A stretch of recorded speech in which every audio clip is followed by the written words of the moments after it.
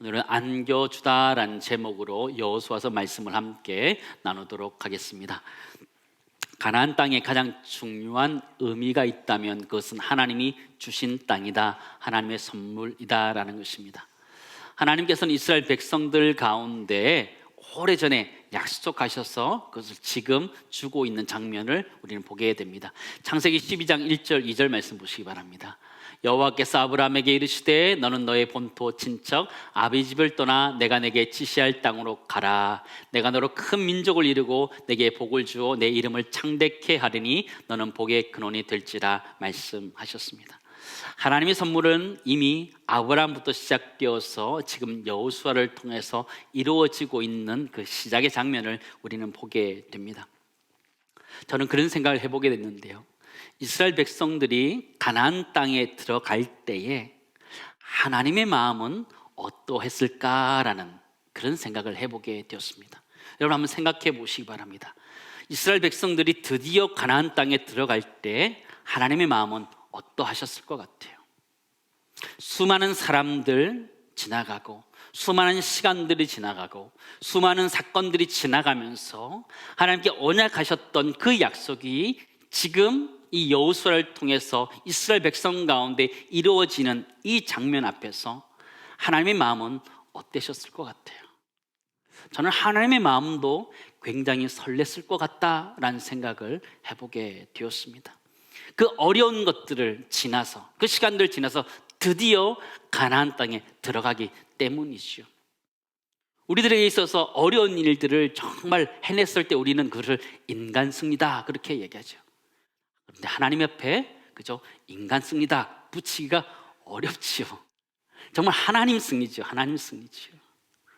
하나님의 언약의 승리고 하나님의 신실함의 승리라는 것을 우리 이 장면을 통해서 보게 됩니다. 여호수아 1장에서 하나님은 여호수아에게 명령하셨습니다. 9절 말씀 보시기 바랍니다. 우리 같이 읽겠습니다.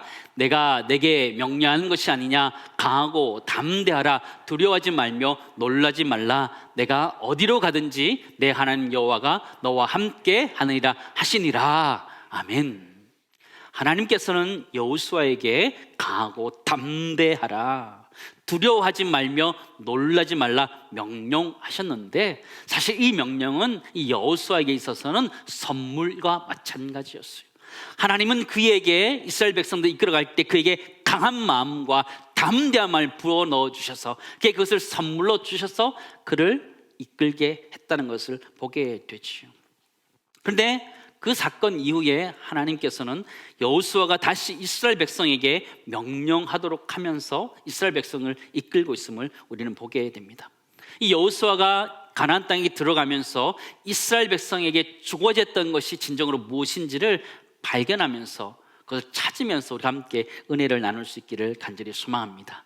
오늘 본문 여호수아서 1장 10절 처음에 보면 이에라는 단어로 시작되어 있습니다. 접속사입니다. 별뜻 없는 것처럼 이렇게 시작되어 있는 단어이죠. 그러나 이해라는 이 단어는요, 앞에 문장과 뒤에 문장이 연결되고 있음을 이야기하는 구절이에요. 앞구절에서 하나님께서 여호수아에게 선물하셨던 강한 마음과 담대한 마음을 선물했던 것과 지금 여호수아가 행동하고 있는 것과 연결되어 있다는 것들을 가르쳐주는 단어가 바로 이해라는 단어예요. 이해라는 단어. 근데 이 의미가 굉장히 중요한 의미를 가지고 있음을 우리는 발견해야 됩니다.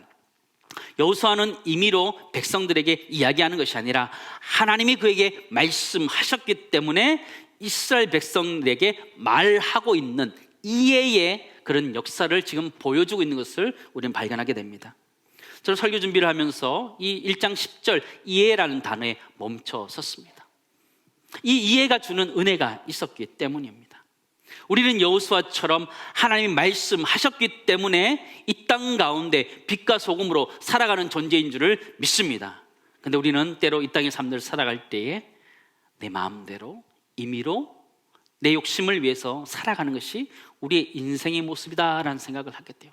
여호수아는 여호와의 말씀이 있었기에 그 말씀대로 살아갔는데, 우리는 하나님의 뜻과 상관없이 내 마음대로 내 욕심대로 살아가는 그런 이상한 인생으로 바뀌어져 간 것이 아닌가, 그런 생각을 해보게 되었습니다. 예수님 우리에게 가르쳐줬던 기도를 보시기 바랍니다. 마태복음 6장 10절 말씀입니다. 나라가 임하시오며 뜻이 하늘에서 이루어진 것 같이 땅에서도 이루어지다, 이렇게 기도하고 있는 것이죠. 하나님 나라가 이 땅 가운데 이루는 것, 하나님 뜻이 이 땅 가운데 이루는 것, 그것이 하나님께서 예수 그리스도 가지고 있었던 그 뜻이었는데 우리는 정말 그렇게 살고 있는지 돌아보았으면 좋겠습니다. 오늘 성경 본문은 여호수아가 여호와의 명령을 따라서 이에 행동했다는 것을 보여주고 있다는 것이죠. 그것이 우리 그리스도인들의 삶이어야 된다는 것이죠. 내가 임의로 내 생각대로 하는 것이 아니라 하나님이 말씀하셨기 때문에 그 말씀을 따라서 살아가는 것이 우리의 인생이어야 된다는 것을 이해라는 단어에서 우리에게 명확하게 주고 있다는 것이죠. 그러므로 우리 모두가 이 이해라는 단어를 볼 때마다 우리 하나님 말씀을 따라 살아야 되는 줄을 믿습니다. 그런 이해의 은혜가 우리 심령 속에 있기를 소망합니다. 여호수아는 이스라엘 백성들에게 주고 싶어하는 것이 있었어요. 이스라엘 백성들은 그들은 애굽 땅 가운데 종되었던 사람이었습니다. 종되었다라는 것은 자유가 없었다라는 것을 이야기하지요. 그들이 종되었던 기간들이 430년이다 이렇게 표현하고 있습니다. 여러분, 한 세대가 몇 년 정도라고 이렇게 표현합니까? 성경 보통 한 30년 이렇게 40년 표현합니다. 그렇다면 10세대가 넘게 그 시간들이 지나갔다라는 것이, 그 얘기는 그들이 하나님의 백성으로서의 정체성을 다 잃어버리고도 남을 만한 그런 시간이 지나갔을 때요, 그들 완전히 노예가 되었던 사람, 그들의 인생 가운데 노예밖에 기억할 수 있는 게 없는 거예요. 자신의 아버지의 아버지도 노예였기 때문에 그들은 그 노예라는 것을 벗어날 수 없는 그런 어려운 사람들이 바로 이스라엘 백성들이었던 것이죠. 또 출애굽했던 이스라엘 백성도 한번 생각해 보시기 바랍니다. 그들의 삶이라는 것은요, 나그네 인생과 마찬가지였어요. 출애굽 경로를 한번 보여주시기 바랍니다. 왼쪽 제일 위쪽에 보면 고센이라는 곳 밑에 람셋이라는 곳이 있습니다. 저기서 출애굽하기 시작해서 아래로 화살표를 따라서 쭉 내려오는 거예요. 수르 광야, 신 광야, 시내 광야, 바란 광야, 신 광야까지 도착해서 가나안 정탐을 하는데 거기서 다시 아래로 쫓겨나게 됩니다. 40년 동안 돌게 되고 다시 오른쪽 제일 위쪽에 있는 모압을 지나서 드보산까지 가서 거기서 모세가 죽고 여호수아가 다시 요단강을 건너 넘어가고 있는 장면 앞에 우리가 서 있는 것이죠. 지도가 잘 안 보이지요. 너무 신경 써서 보실 필요 없습니다. 제가 설명하고자 하는 것은 나그네 인생이었다라는 것이죠. 그 광야 가운데 헤매는 것이 이스라엘 백성들의 삶이었다라는 것이죠. 쉼이 없었던 것이죠. 만나와 메추라기를 먹고 반석에서 물이 나와서 먹고 기적적으로 살아내는 하루하루의 삶이었어요. 이스라엘 백성들의 삶이라고 하면 종되었던 삶과 나그네 삶이 다였다라고 우리는 볼 수 있는 것이죠. 그런데 지금 하나님께서는 여호수아를 통해서 그들을 가나안 땅으로 들어가게 하시고 가나안 땅을 주신다 말씀하셨던 거예요. 근데 가나안 땅의 의미가 무엇인가 성경은 이렇게 보여주고 있어요. 13절 말씀 보시기 바랍니다. 다 같이 읽겠습니다. 여호와의 종 모세가 너희에게 명령하여 이르기를 너희의 하나님 여호와께서 너희에게 안식을 주시며 이 땅을 너희에게 주시리라 하였으니 너희는 그 말을 기억하라 그래요. 이 땅을 너희에게 주시리라 말씀하시는데 그 앞 구절을 보면 뭐라고 되어 있어요? 너희에게 안식을 주시며 이렇게 되어 있어요.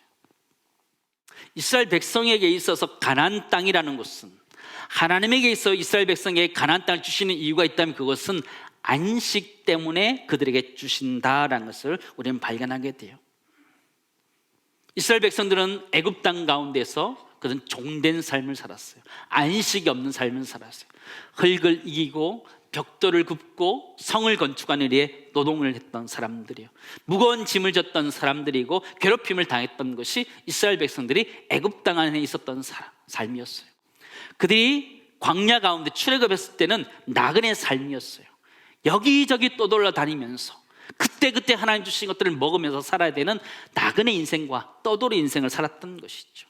안식이 없던 거죠. 그런데 하나님께서는 그들을, 이스라엘 백성이 가나안 땅에 들어가면서 하나님 그들에게 안식을 주신 줄을 믿습니다. 그러면 가나안 땅이라는 것은요, 안식의 땅이라는 것을 우리 잊지 말아야 돼요. 여호수아는 이 말씀을 통해서 무엇을 이스라엘 백성들에게 주기 원했을까요?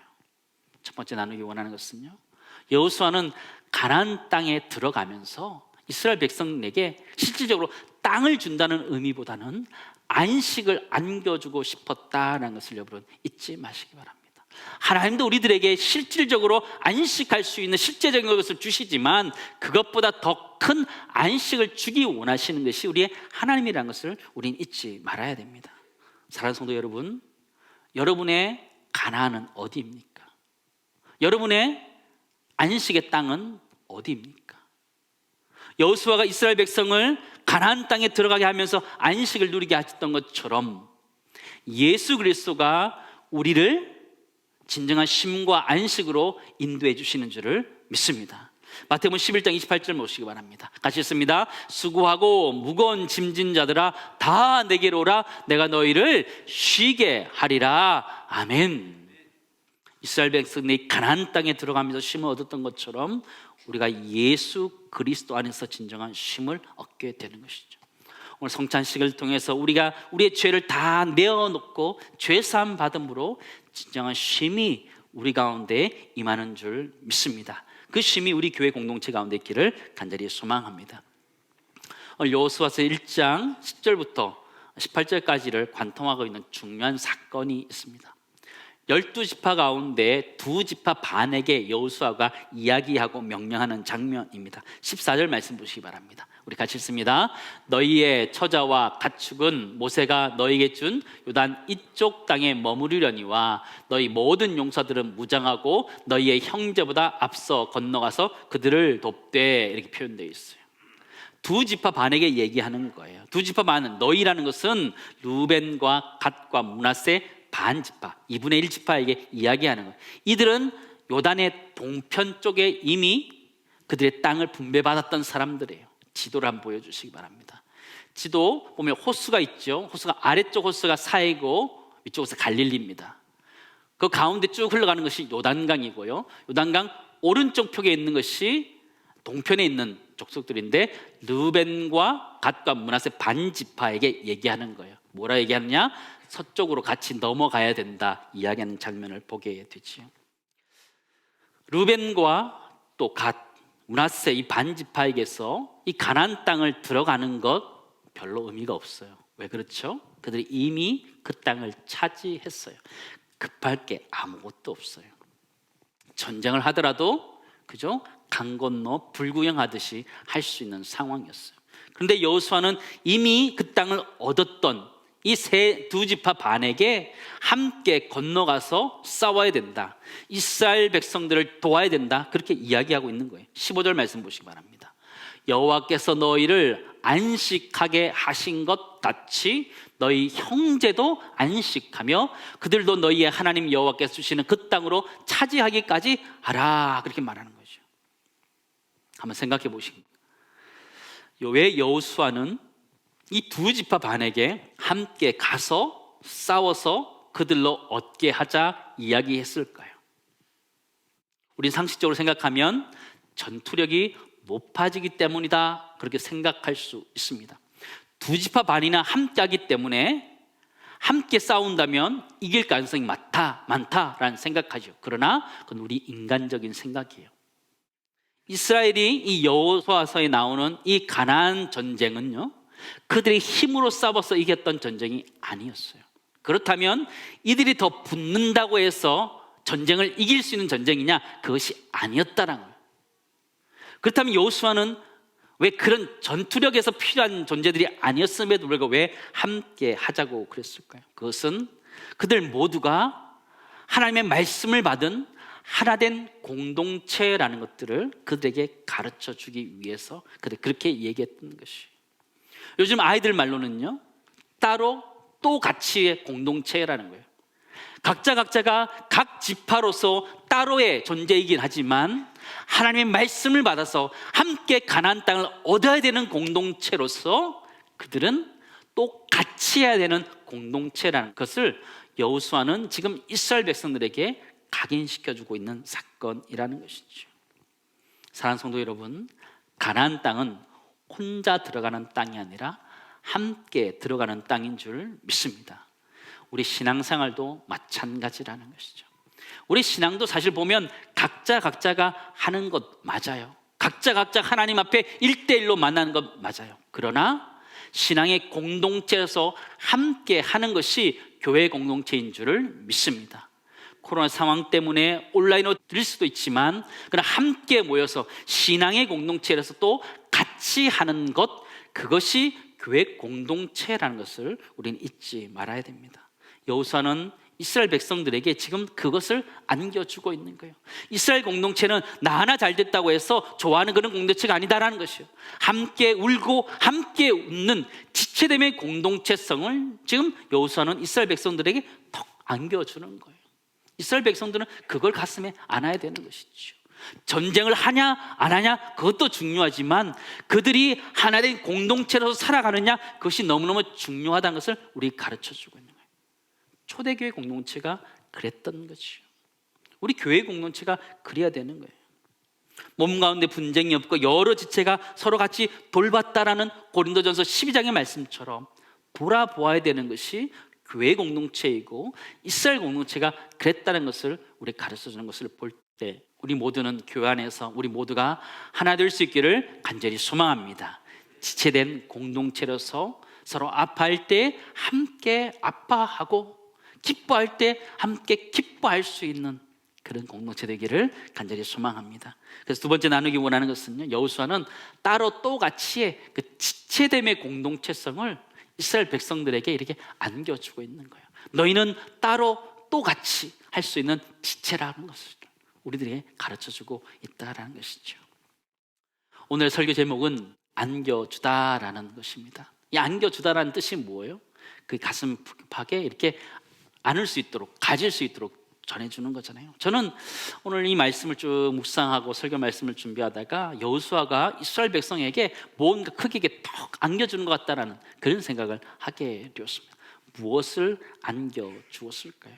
우리 앞에서 살펴봤던 것처럼 여호수아는 안식을 그들에게 안겨주고 싶어 했고 그들의 공동체성을 안겨주고 싶어 했어요. 그러나 가장 큰 게 하나 더 있어요. 한번 발견해 보시기 바랍니다. 저는 성경을 묵상하다가 계속적인 반복을 하고 있는 단어를 발견하게 됐습니다. 13절 말씀 보시기 바랍니다. 여러분 읽으면서 반복되는 것이 무엇인지 한번 찾아보시기 바랍니다. 함께 읽습니다.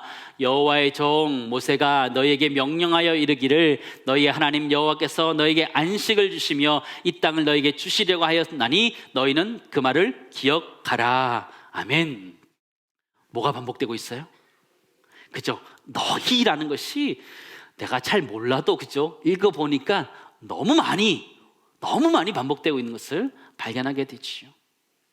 우리라고 표현하지 않고 너희라고 표현하고 있어요. 어떻게 보면 섭섭할 수 있잖아요. 가나안 땅을 여호수아와 이스라엘 백성들이 들어가는데 여호수아가 너희 이렇게 표현하고 있는 거예요. 저 같으면 우리라고 표현할 것 같아요. 여러분은 어떻게 하시겠어요? 여러분도 우리가 들어가야 된다 이렇게 얘기하지 않겠어요? 근데 여호수아는 너희가 들어간다 이렇게 표현하고 있어요. 너희에게 줬다 이렇게 표현하고 있는 거죠. 제가 2인칭 대명사를 이렇게 쭉 정리해 보니까 이거 5가지로 이렇게 설명하고 있더라고요. 너희에게 명령하여 너희의 하나님 여호와께서 너희에게 안식을 주시며 너희에게 주시리라 하였으니 너희는 그 말을 기억하라 이렇게 되어 있더라고요. 여호수아는 왜 이렇게 너희라는 말을 그렇게 많이 하고 있을까요? 여호수아는 이미 하나님이 자신의 하나님이란 것을 분명하게 알았어요. 여호수아는 다음 세대를 바라보면서 그 하나님이 그들의 하나님이 되기를 간절히 소망한 줄로 믿습니다. 여호수아는 그 마음속에 그게 있었던 거예요. 내가 지금까지 믿고 따라왔던 그 하나님이 나의 하나님이기도 하지만 너희의 하나님이라고 힘주어서 지금 이야기하고 있는 거예요. 이스라엘 백성들이 가나안 땅에 들어갈 때 아브라함의 하나님, 이삭의 하나님, 야곱의 하나님, 또 모세의 하나님이 여호수아의 하나님, 그 하나님으로 인해 들어가는 것이지만 여호수아가 그들에게 꼭 가르쳐주고 싶어 했던 것이 있다면 너희의 하나님이라는 것이죠. 너희의 하나님이라는 것이죠. 그 하나님이 우리의 하나님인 줄을 믿습니다. 나의 하나님인 줄을 믿습니다. 지금 여호수아는 그걸 우리들 가슴팍에 안겨주는 거예요. 그 간절함이 느껴지세요? 저는 우리라고 말해야 된다고 생각해요. 근데 여호수아는 너희라고 명확하게 이야기해요. 그건 바로 그들에게 힘줘서 이야기하는 거예요. 그 하나님이 너희의 하나님이다라는 거예요. 그 하나님이 너희의 하나님이다라고 간절한 마음을 가지고 있는 이 여호수아의 애절한 마음을 이 너희란 단어에서 볼 수 있다는 것이죠. 사랑하는 성도 여러분, 여러분 마음속에 모시고 있는 하나님은 어떤 하나님이십니까? 그 하나님이 나의 하나님이시기를 주님은 축원합니다. 마지막 세 번째 나누기 원하는 것은요, 여호수아는 그들 자신의 하나님을 안겨주고자 했다라는 것을 여러분 잊지 마시기 바랍니다. 여호수아는 자신도 자신의 하나님이라고 고백했지만 그와 함께 했던 이스라엘 백성들이 각자가 자신의 하나님으로 인격적으로 고백하기를 원하면서 너희의 하나님이다 라고 말했던 것처럼 우리 모두는 이 시간 나의 하나님이라고 고백하면서 우리가 들어갈 가나안 땅을 놓고 기도하며 우리가 함께 기도하며 들어갈 수 있는 은혜가 우리 모두의 있기를 간절히 소망합니다. 여러분 마음속에 무엇이 있으십니까? 우리 마음속에는 우리 선대 신앙으로부터 받은 하나님이 우리 안에 계십니다. 예수 그리스도가 우리 안에 있습니다. 우리가 받은 이 하나님은 우리 조상들의 우리 선대의 신앙의 하나님이기도 하지만 나의 하나님인 줄 믿습니다. 우리는 지금 나의 하나님을 믿고 있는 거고요. 우리 다음 세대가 있다면 우리 다음 세대가 그들의 하나님이라고 고백하며 살아갈 수 있도록 그들에게 그들의 하나님이라고 말하며 그들이 인격적으로 주님을 만나서 함께 살아갈 수 있는 은혜가 그들의 있기를 소망하며 그들을 양육해갈 수 있는 은혜가 우리 모두 있기를 간절히 소망합니다. 여호수아는 너희의 하나님이다 말하는 것이죠. 우리가 그 음성을 들었으면 좋겠어요. 그래, 나의 하나님이야, 나의 하나님이야. 내 인생 가운데 하나님이 나의 하나님께서 인도하실 것이다 라는 믿음을 가지고 이 땅의 삶들을 살아내면서 요단을 건너 가나안 땅으로 들어가는 은혜가 우리 모두 있기를 간절히 소망합니다.